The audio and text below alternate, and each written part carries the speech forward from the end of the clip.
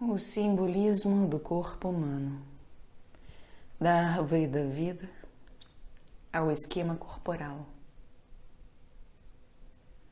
Por Annick Zusenel. Tradução: Frederico Ozanam Pessoa de Barro e Maria Elizabeth Leuba Salum.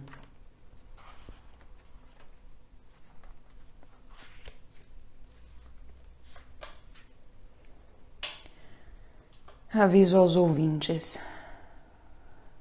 Por o livro conter muitas imagens, em diversos capítulos, eu digitalizei essas imagens e disponibilizei em um link que pode ser encontrado na descrição de todos os vídeos.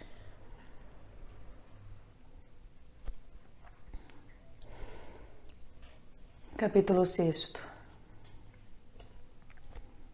Os dois lados do corpo. A coluna vertebral. A coluna vertebral, no nível do corpo humano, é o reflexo da coluna do meio da árvore da Sefirot, reflexo da árvore da vida, da lâmina da espada.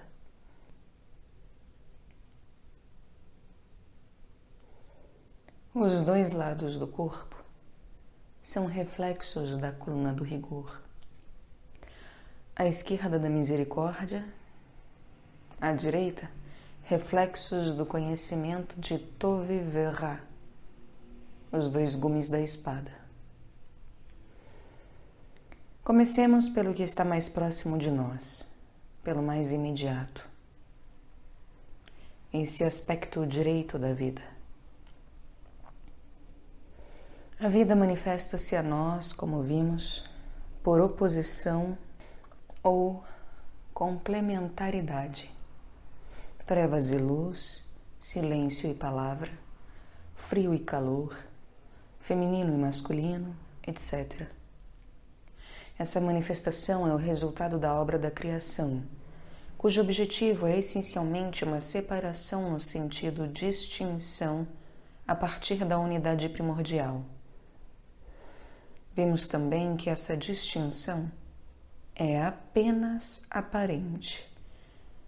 Ela é a própria imagem da manifestação divina que procede por antinomias, imobilidade e fonte de todo movimento, ser e não ser. O divino só pode ser apreendido a partir dessas contradições captadas em conjunto e em sua justa relação por aquele que conhece. Mas no nível de nosso mundo sensível, que é sentido por nós, homens em queda, como mundo separado, dilacerado entre seus aspectos antinômicos, nossa esquerda e nossa direita refletem os aspectos mais contraditórios do nosso ser. A direita divina é presidida pela Sefirah Rohma, a sabedoria, revelada sob o nome de Pai Divino. Ela esclarece a coluna da misericórdia, nome da Sefirah Chesed, que também é Gadolá, a grandeza. No nível do corpo humano, corresponde à direita ontológica e masculina. No nível da árvore do conhecimento, ao lado Tov, o lado luz. Na intensidade máxima da luz, adquirida nesse nível da sua evolução, e na grandeza que ela lhe confere, é que o homem pode fazer-se masculino. Mas ele só pode ser masculino se tem consciência de sua fragilidade. Se sabe que a sua luz não passa de fraqueza em relação àquela que ele pode e deve tornar-se ao penetrar a sua sombra, o seu lado feminino, treva, receptador de uma nova informação, de uma nova força.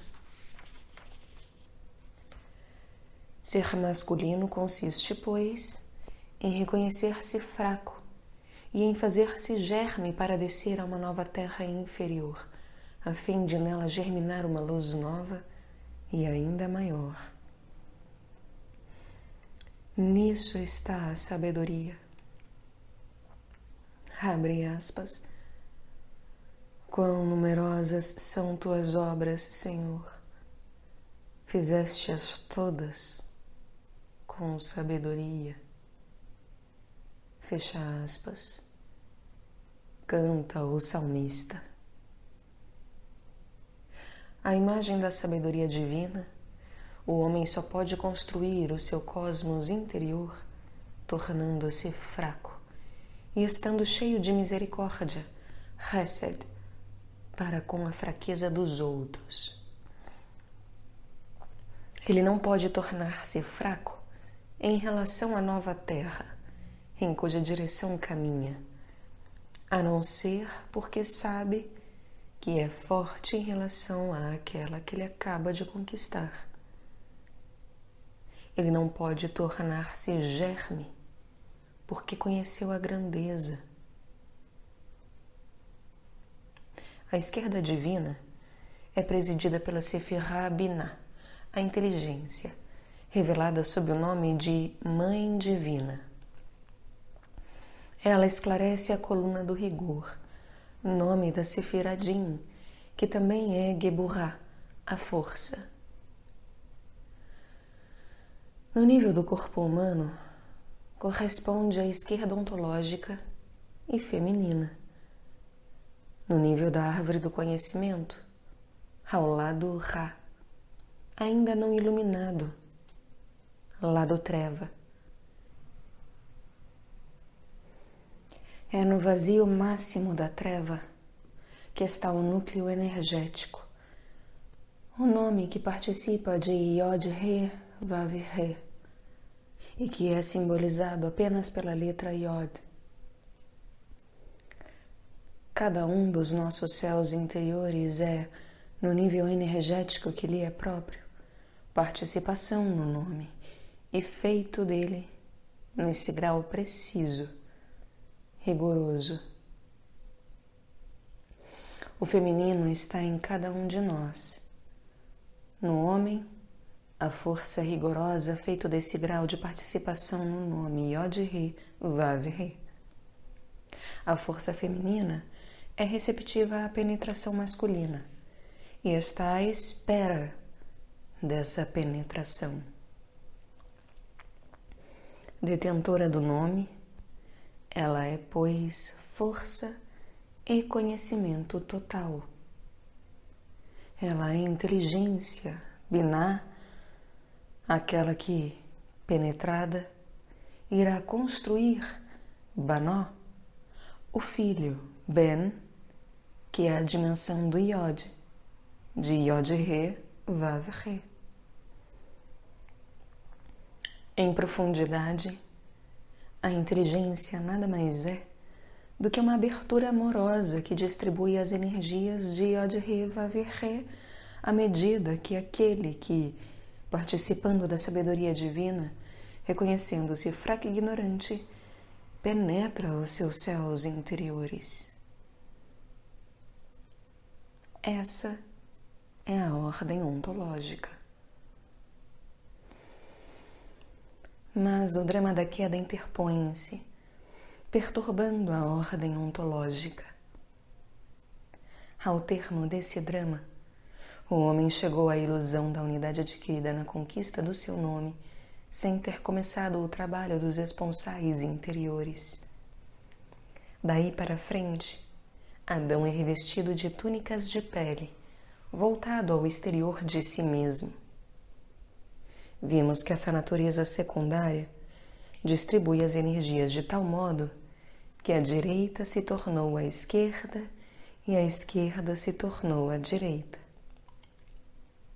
No homem de túnica de pele, que cada um de nós é hoje, o cérebro direito, que corresponde à sabedoria, envia, a partir de então, suas informações para o lado esquerdo do corpo. E o feminino, que ontologicamente é força profunda, torna-se misericórdia feminizada, isto é, afetividade emocional. A glória ontológica divina dá lugar às vitórias exteriores, ao poder vaidoso. O cérebro esquerdo, que corresponde à inteligência, envia a partir de então suas informações para o lado direito do corpo, e o masculino, que é ontologicamente misericórdia, porque é consciente de sua fraqueza, torna-se força exterior, força psíquica, força de competição, que arrasa e que só se investe na conquista do mundo exterior. O poder ontológico dá lugar à glória exterior, à conquista do renome, polo exteriorizado inconsciente em relação ao polo interior, que é a conquista do nome, a vaidade glorificada. Nessa perspectiva, nós, homens de túnica de pele, confundimos num primeiro nível de consciência o cérebro direito masculino sabedoria, que não começou a funcionar com o inconsciente, o lado treva feminino. Reconfundir o órgão masculino com o ventre feminino.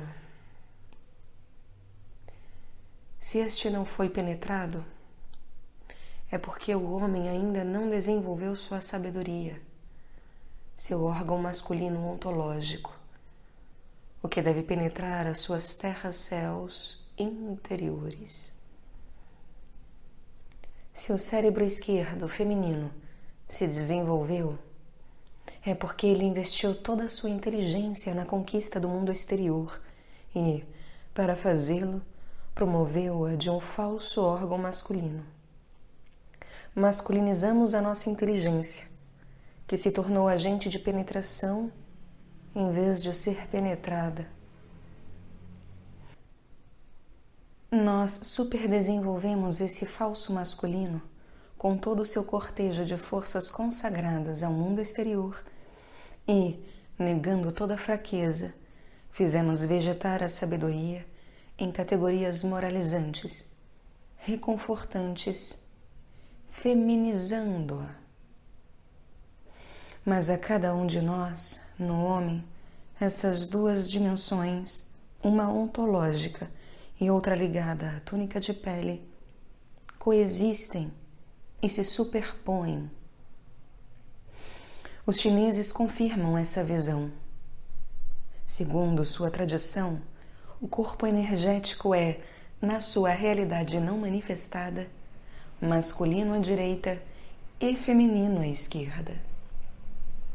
Na sua realidade manifestada, é feminino à direita e masculino à esquerda. Eles chamam ao não manifestado ontológico céu anterior e ao manifestado biológico imediato céu posterior. Abre aspas. Essa inversão das orientações situa-se num momento muito preciso, o da concepção. O céu anterior é tudo aquilo que está antes da concepção. O céu posterior, tudo o que está depois. A concepção é, portanto, o lugar temporo-espacial onde há permuta das orientações. Todavia, são concomitantes essas duas orientações, porque o nascimento é constante e permanente, porque a cada instante a vida que prossegue no indivíduo é a vida que renasce. Fecha aspas. Dr. Jean Schatz.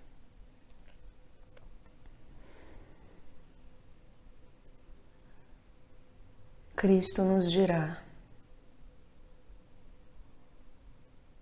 estais no mundo, mas não sois do mundo.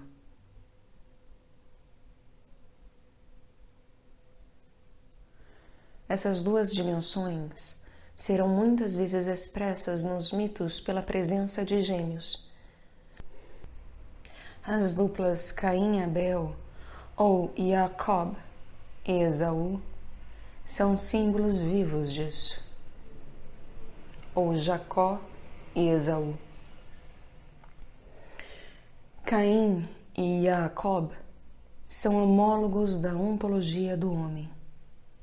O primeiro, Caim, é ninho, Kem, do Iode. O segundo, Jacob, é calcanhar, Acob, do Iode. E veremos no estudo do pé que o calcanhar também é um ninho. Abel e Esaú são homólogos do homem de túnica de pele, natureza acrescentada. Ambos são identificados com o mundo animal.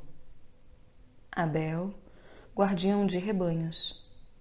Esaú, homem vermelho peludo, que gosta de caçar, etc.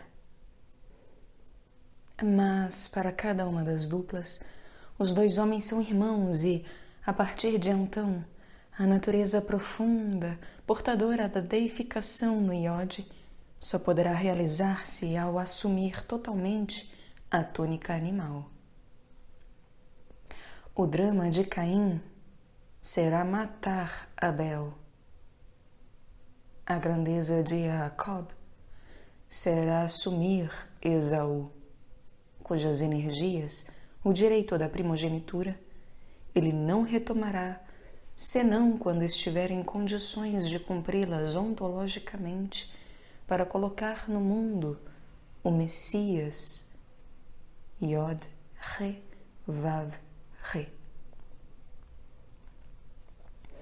Em outras palavras, seremos mais Abel e Esaú durante a primeira parte de nossa vida, no primeiro estágio da escalada da nossa árvore, estágio do haver. Nesse estágio, totalmente identificados com as nossas energias, o mundo animal, não saberemos discernir a direita da esquerda. Abre aspas. E eu, disse Deus a Jonas, pedindo misericórdia para com a cidade de Nínive, ameaçada do rigor divino pelo profeta. E eu não teria piedade de Nínive, a grande cidade, na qual há mais de 120.000 seres humanos que não sabem distinguir a mão direita da mão esquerda, e uma multidão incontável de animais. Fecha aspas. Os animais aqui são as energias desses seres humanos ainda inconscientes destas, incapazes, pois, de conquistá-las. São, com efeito, os animais descritos no 6º dia do Gênesis. As energias que estruturam as nossas terras interiores em cada um dos níveis acima mencionados. Identificados com eles, não os conhecemos e não podemos conquistá-los. Tornar-se homens, passar pela porta dos homens, é começar a discernir a direita da esquerda e ainda mais a direita ontológica masculina da direita existencial feminina.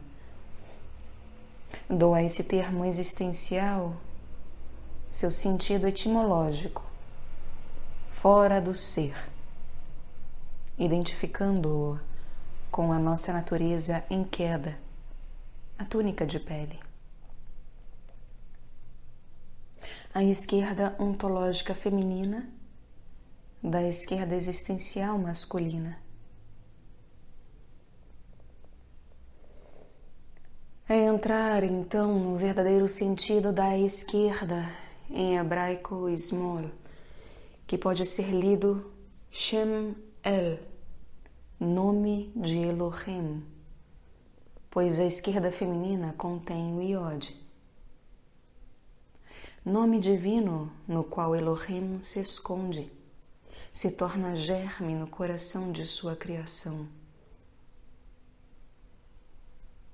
Mas é verdade que sua proximidade é temível, o que indica o sinistra latino, se entendemos o termo no seu sentido espiritual. Esse lado corresponde à coluna da esquerda do Templo de Salomão, coluna chamada Boaz, e a força. A direita é Yamin. Ela encontra a coluna da direita do Templo de Salomão chamada Yahim. Esses dois termos trazem o símbolo solar do vinho. Yain é a obra masculina, fonte de embriaguez. Tornar-se homens é tornar-se Jacó Israel. É começar a construir a coluna vertebral, experiência que é feita por Jacó no sonho da escada. Abre aspas. Ele via uma escada colocada na terra, cujo topo tocava o céu. Ao longo dessa escada, os anjos de Deus subiam e desciam. No topo estava Yod, He, Vav, He. Fecha aspas. Gênesis capítulo 28, versículos 12 e 13. Escada é uma palavra constituída sobre a raiz SKL que encontramos em todos os convites à escalada. Escada, escola, school, esqueleto. Em hebraico, a palavra escada, slam, é construída da seguinte forma: guiado pela árvore da tradição, apoiando-se nela, o homem caminha em direção à sua realização. Notemos bem que, no sonho de Jacó, a escada estava apoiada na terra e que seu topo tocava o céu. É importante frisar aqui que a evolução do homem, a sua própria vida, inscreve-se entre a terra e o céu. A experiência de Jacó confirma a imagem dos dois polos de um imã cósmico, entre os quais o homem é a própria vibração. Se ele larga um de seus polos, ele não é mais. Ele apenas existe, no sentido etimológico do termo. Ele está fora da corrente da vida. No esquema corporal, os anjos que sobem e que descem são as energias mobilizadas ao longo da coluna vertebral, elas próprias energias descendentes e ascendentes que fazem a força dinamizante do encontro do homem com o mundo exterior na primeira parte de sua vida. Encontro do homem consigo mesmo quando passa pela porta dos homens. Depois, encontro do homem com o seu núcleo, o seu nome, os esponsais divinos. Tal é a força de Eros no nível da coluna vertebral, aquela que une Keter a Malhut, o rei, a rainha, o esposo, a esposa.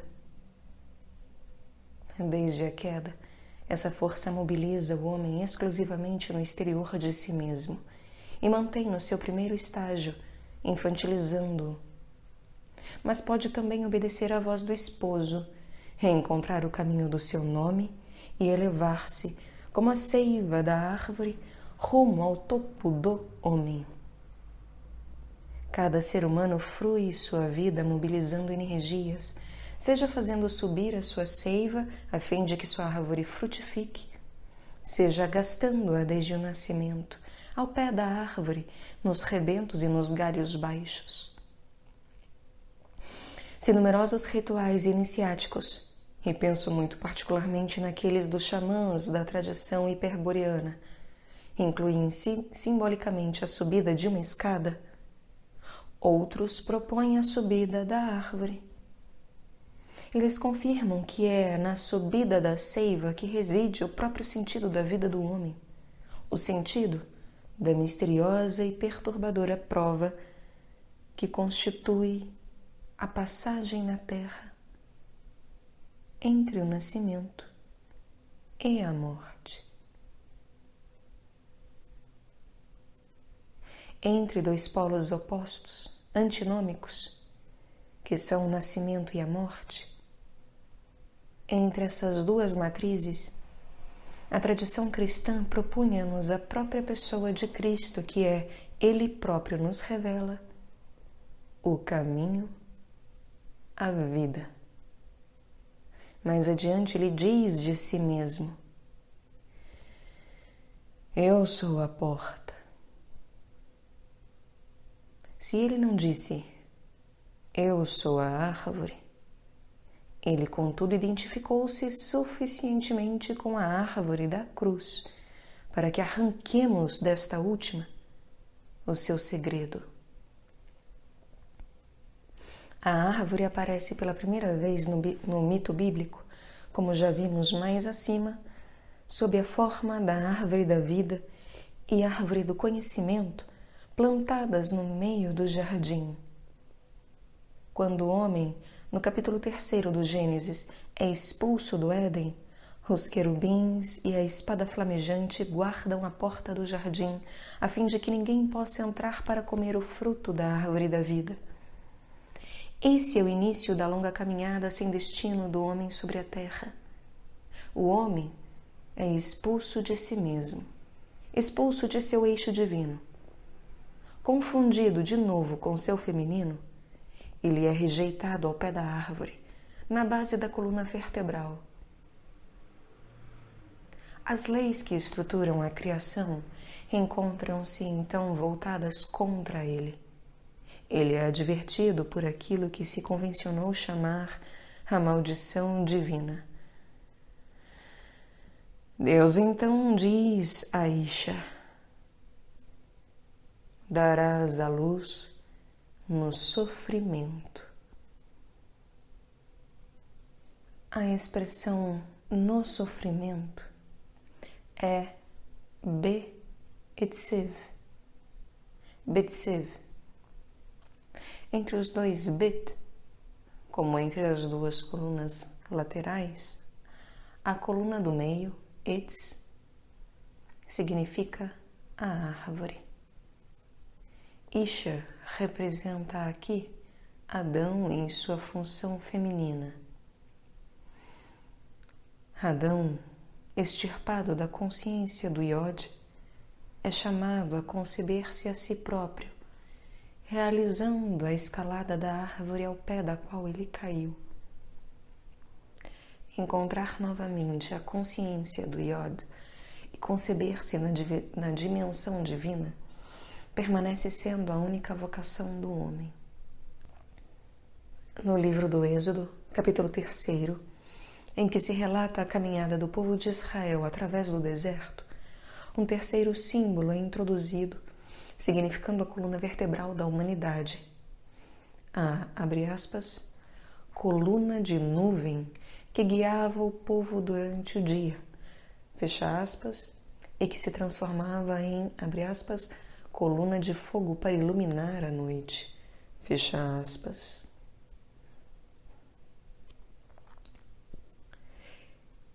Yod, He, Vav, He era essa coluna.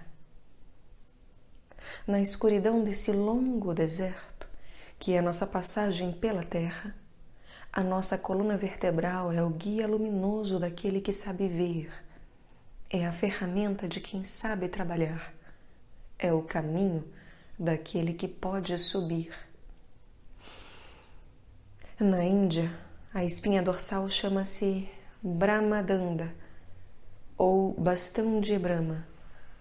Ao longo desse bastão opera-se a lenta escalada da Kundalini, a serpente de fogo que tanto se assemelha à serpente de bronze, serpente ardente que Moisés eleva no deserto, que cura qualquer chaga, que dá vida e com a qual Cristo se identifica dizendo, abre aspas, e como Moisés elevou a serpente no deserto, é preciso igualmente que o Filho do Homem seja elevado.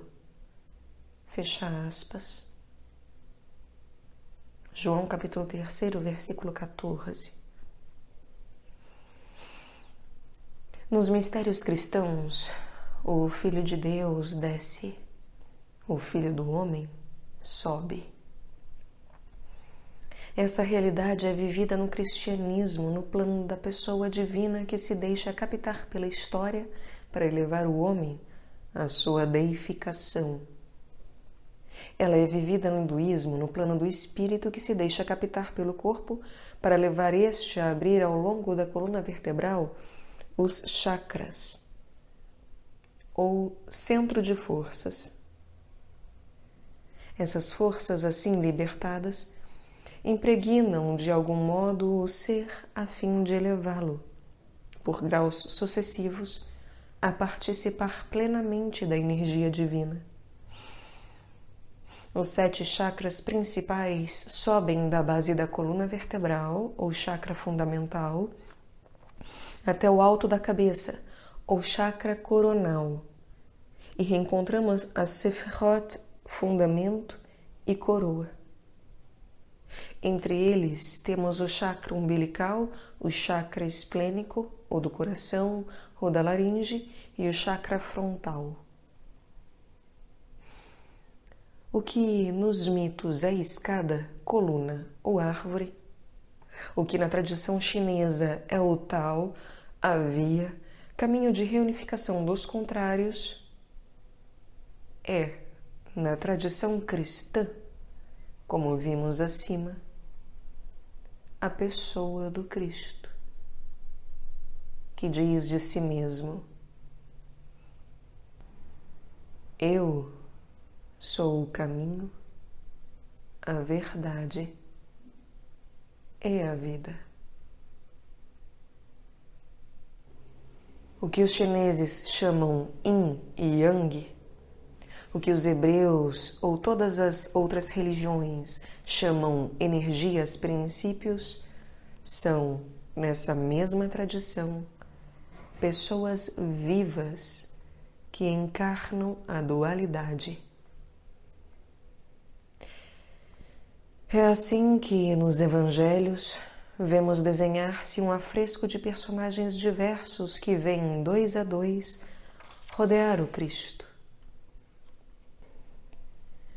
Observemos primeiro os 2 Judas, cujo nome hebraico, Yuda, é o próprio nome divino, o tetragrama, ao qual se acrescentou a letra Dalet. Dalet, a porta, corresponde ao número 4, símbolo de parada, e aqui, muito particularmente, porta da encarnação. Esse nome de Judas, nome magnífico entre todos, significa verdadeiramente encarnação de Yod-He-Vav-He. Yod-He-Vav-He inscreve-se na história. Nascido da tribo de Judá, 4º dos 12 filhos de Israel, morto pela mão de Judas, último dos 12 apóstolos, Cristo, entre essas 2 portas de nascimento e de morte, é a vida. A vida transcende a história e nela se encarna. Vamos agora até os 2 Josés. De um lado, José, esposo da Virgem, que vela sobre o ventre materno, matriz do nascimento do Deus que se fez homem. E, por outro lado, José de Arimateia recolhe o cadáver de Cristo, coloca-o no túmulo e vela sobre sua matriz de morte, que se revela a matriz de ressurreição, de renascimento, do homem que se torna Deus. Entre eles, Cristo. Deus e o homem é a perfeita unidade do céu e da terra, a sua justa conexão. Ventre materno e túmulo são dois limites. Sof, em hebraico. O nome José, Yosef, Iod, que se torna limite, é o do verbo Yasof, aumentar. Não haverá nenhum crescimento sem a aceitação de fazer-se germe e deixar-se captar o tempo necessário nos limites de uma estrutura.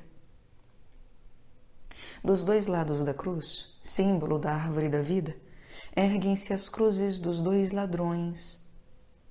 Entre dois erros, ergue-se a verdade. Um dos ladrões se identifica com a misericórdia divina, o outro com o rigor.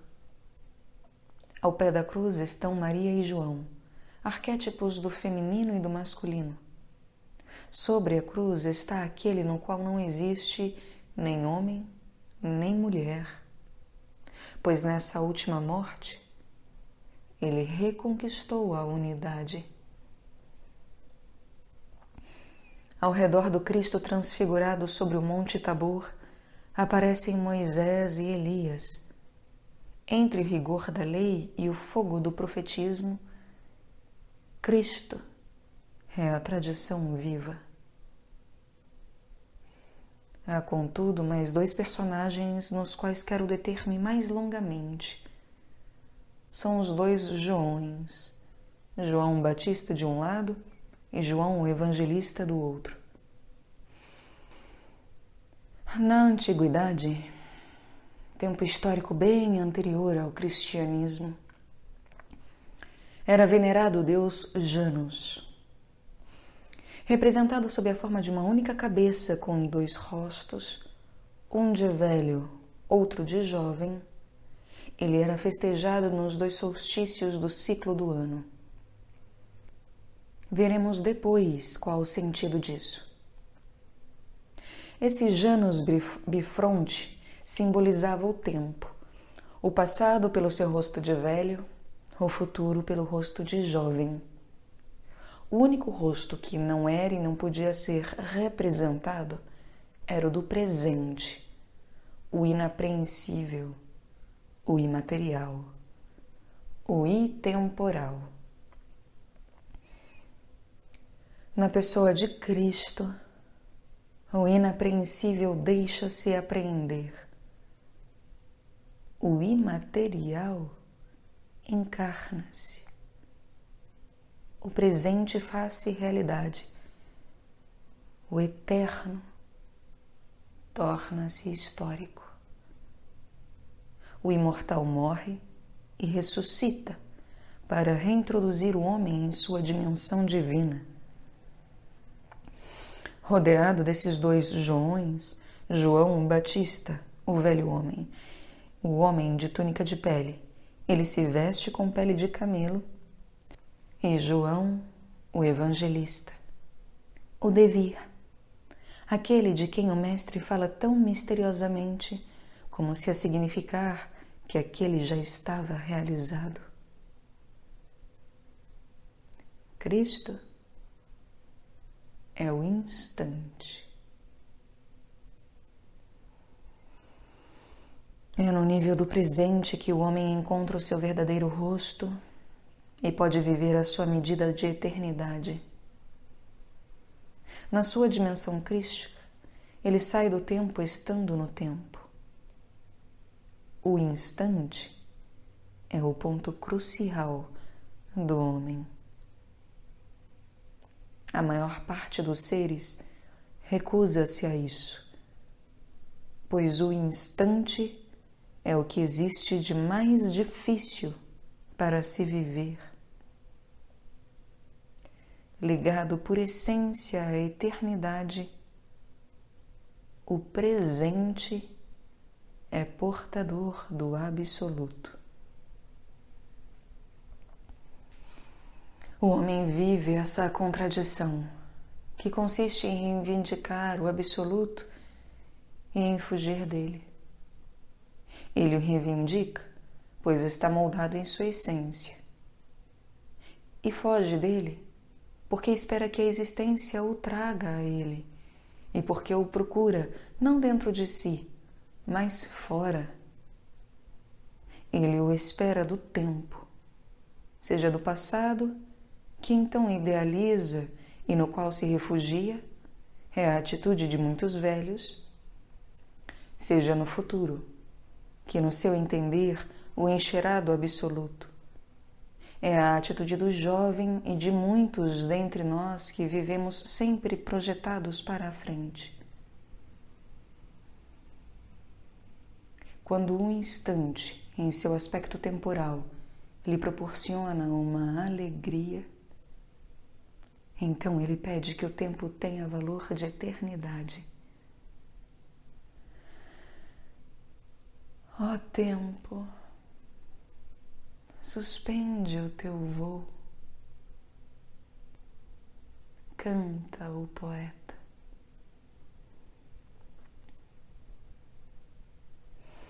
Não sabendo medir a verdadeira dimensão do presente, o homem foge dele, e fugindo dele, foge de si próprio. E agindo desse modo se destrói. A expressão ocidental do cristianismo dos 10 últimos séculos traduz dramaticamente essa experiência, atualmente dilacerada entre integristas que se prendem aos hábitos de um passado muito relativo e progressistas que entram em competição com o progresso exterior que inconscientemente deificam. Essa igreja abandona o seu eixo tradicional e se destrói. A tradição não é fruto nem de um passado, nem de um futuro. Ela é esse tempo profético que mergulha no intemporal e se encarna no instante. Os partidos políticos, quer sejam de direita, conservadores, ou de esquerda, também eles progressistas, apoiam-se numa muleta que tende a desequilibrar o outro, tornando a nação manca e deixando de encaminhá-la absolutamente em tal contexto para viver sua vida de adulto, centrada sobre sua verdadeira coluna vertebral.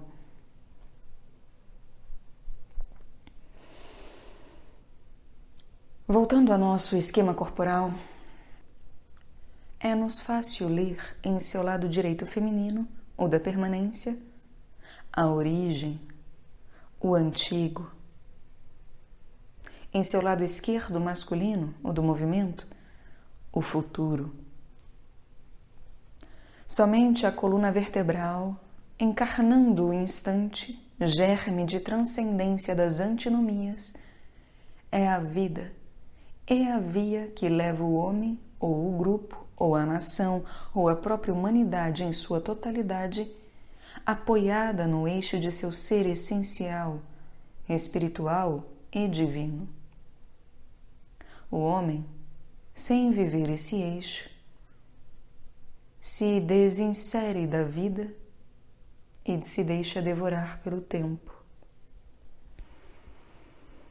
Esse aspecto devorador do tempo nos é transmitido pelo mito de Cronos, central na vida da humanidade. Relatá-lo aqui nos arrastaria numa digressão muito complexa. Digamos apenas que, filho de Urano, deus do céu, Cronos, ajudado pelos titãs, destrona seu pai. Quem é ele em relação ao filho?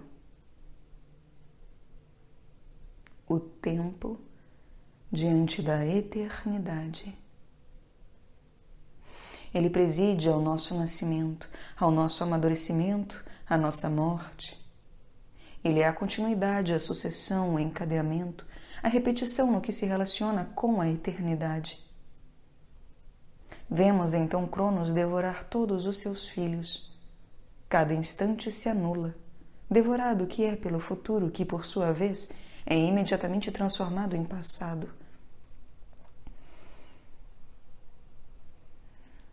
Deveríamos acaso dizer que tudo está perdido? Que não existe mais nada em comum entre Urano e Cronos? Entre a eternidade, a que os filósofos também chamam não-tempo, e o tempo?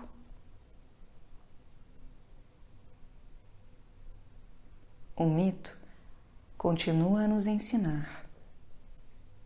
Géa, mulher de Cronos, salva um de seus filhos, um desses instantes, que é Zeus. Ele é de dimensão divina. Cada instante pode ser salvo, restituído à sua dimensão eterna. Então Zeus reinstaura o reino de Urano. Zeus, esse Deus que está em nós, não pode deixar-se devorar. Ele combate, ajudado pelos Ciclopes, para engolir os titãs, forças instintivas, e ao próprio Cronos, no fogo dos vulcões. Esse fogo do interior da Terra é o amor no interior do ser, o amor evolutivo que queima no centro do quadrilátero e destrói tudo o que não faz parte do ser divino. Os Ciclopes são esses personagens de olho frontal, portadores do terceiro olho da tradição hindu, que a tradição judeu-cristã não ignora quando fala daquele que tem o olho aberto e de que voltarei a falar mais tarde. Os Ciclopes são as forças do conhecimento. Fazem pensar em Shiva, deus da Trimurti hindu, cujo terceiro olho, o olho frontal, destrói toda a manifestação. Essa destruição é a passagem do tempo para a eternidade, da sucessão para a permanência que contém tempo e não tempo. Cada instante está carregado de eternidade. A vida está nele. Ela está no nível da coluna do meio. Simbolicamente, portanto, a coluna vertebral é o caminho do nosso reencontro com nós mesmos, da nossa potencialidade deificante.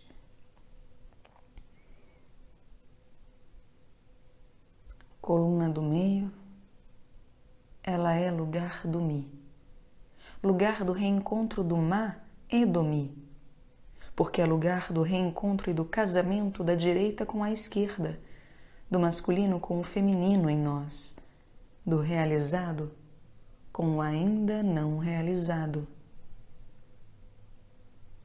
Esses dois termos, realizado e não realizado, explicam dois aspectos essenciais do verbo hebraico. Eles encontram os dois polos da árvore do conhecimento, Tov verra. Tov é o realizado, Ra, o ainda não realizado, o que se tornou luz e o que ainda está nas trevas. Esse casamento com o feminino não é possível senão quando, com Adão, o homem tomou consciência do seu lado esquerdo e distinguiu então a sua direita da sua esquerda. É por isso que a coluna vertebral, já enraizada no triângulo inferior, no primeiro estágio, quando o homem começa esse processo de discernimento, de desidentificação, só se constrói verdadeiramente no segundo estágio, com a verticalização, na ereção da coluna dorsal. A coluna vertebral torna-se então, em cada uma das suas vértebras, um leito nupcial libertador e construtivo de energias, a fim de que o dois se torne um, a fim de que cada um dos Re, de Yod Re, Vav Re, despose o seu contrário e que a luz que mergulha na treva leve esta à luz total. A coluna vertebral é, pois, o lugar privilegiado em que se inserem todas as nossas libertações, todas as nossas realizações sucessivas, mas também todos os nossos bloqueios, todos os nossos medos, todas as nossas recusas de evoluir, recusas de desposar, recusas de amar. E todas as tensões, todos os sofrimentos que eles geram.